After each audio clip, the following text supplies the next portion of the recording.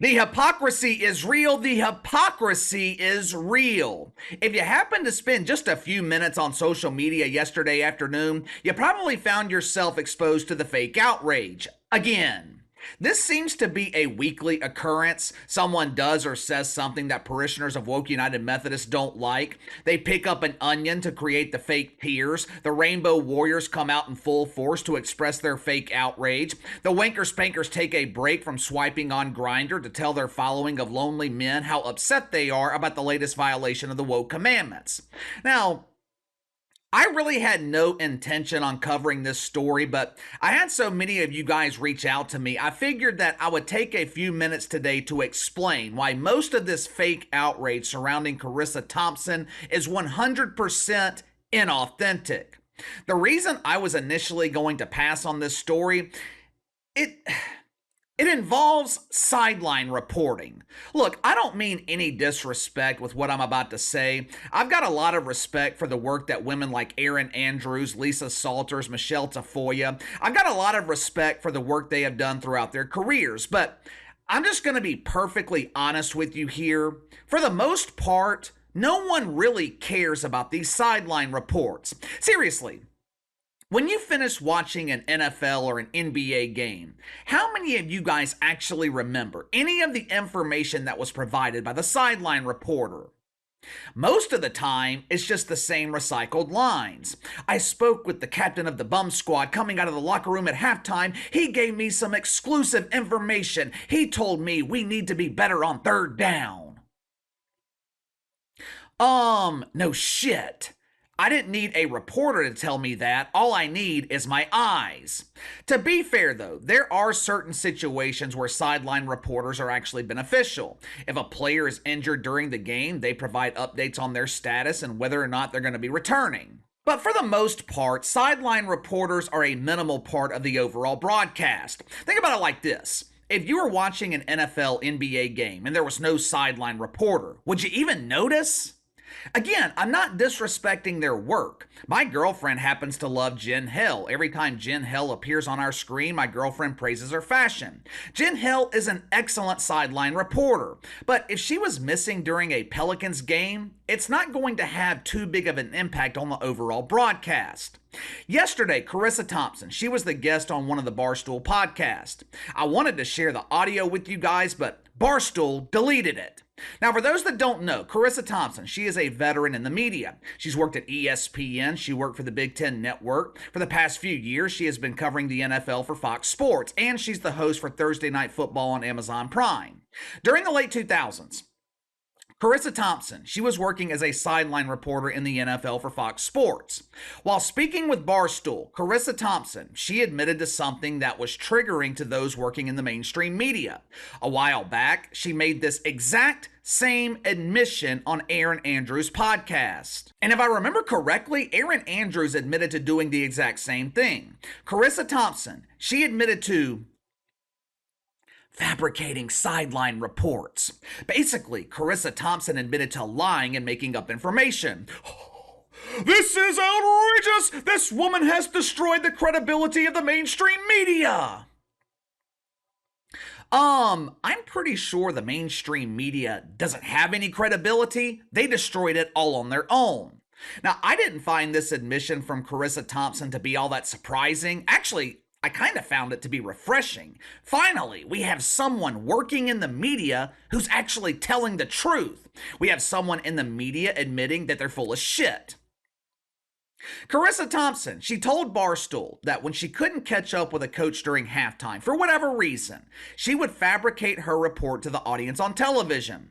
This simple admission, it created a shitstorm yesterday on social media. There was outrage from legitimate sideline reporters, and of course, there was the fake outrage from woke reporters.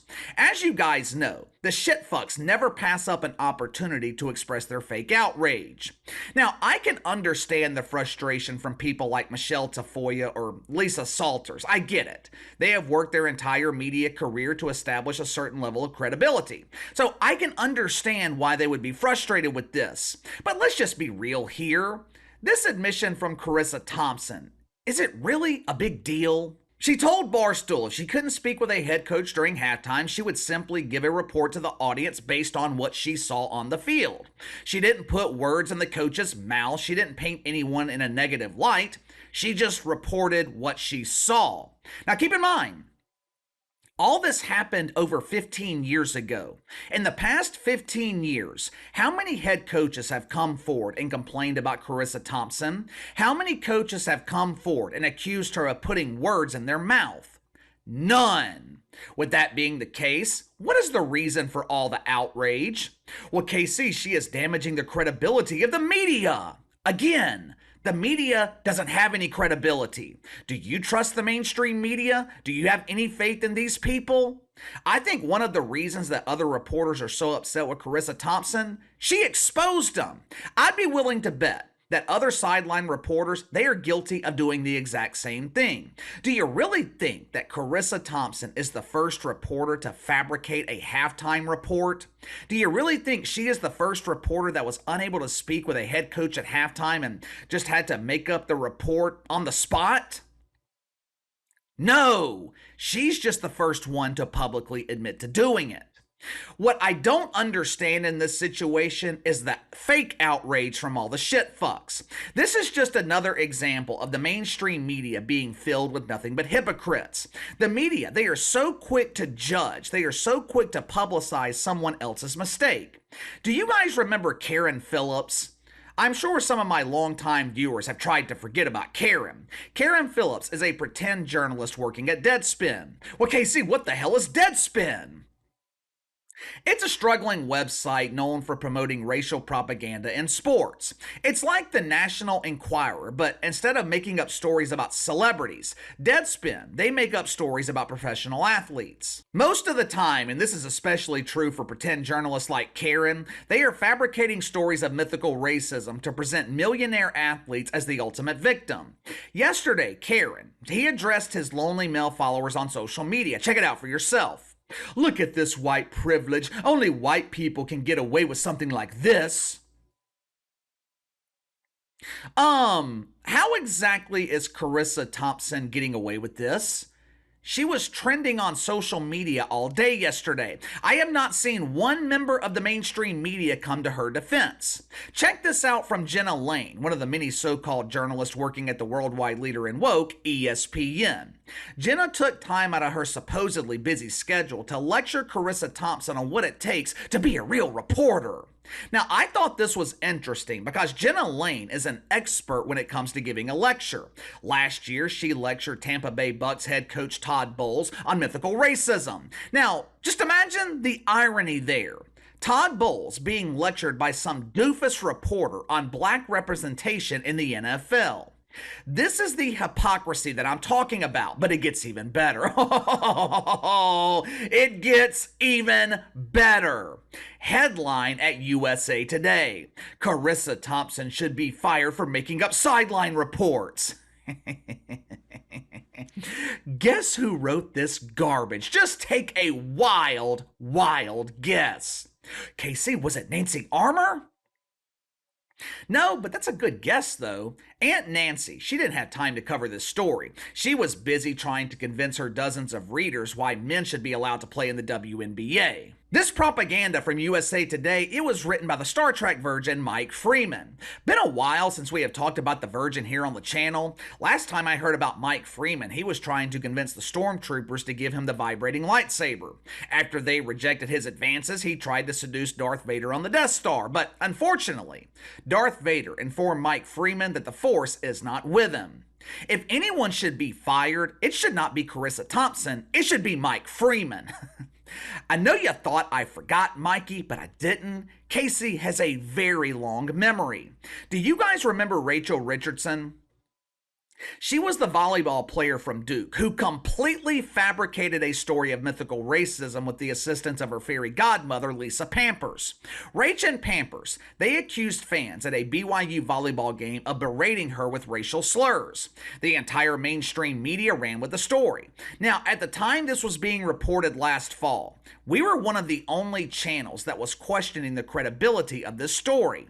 Mike Freeman wrote several articles for USA Today giving credibility to this this story, accused BYU of mythical racism without one single shred of evidence. Last year, when all this was going on, the Star Trek Virgin said if this story ended up being false, he would be the first in line to issue a public apology. Now, I'm not usually big on public apologies, but in this particular scenario, I wanted to hold Mike Freeman to his word. A couple of weeks later, after the police investigate this incident, they come to the conclusion that Rachel Richardson and Pampers were full of shit. They fabricated, they made up the entire story. Did Mike Freeman apologize? No.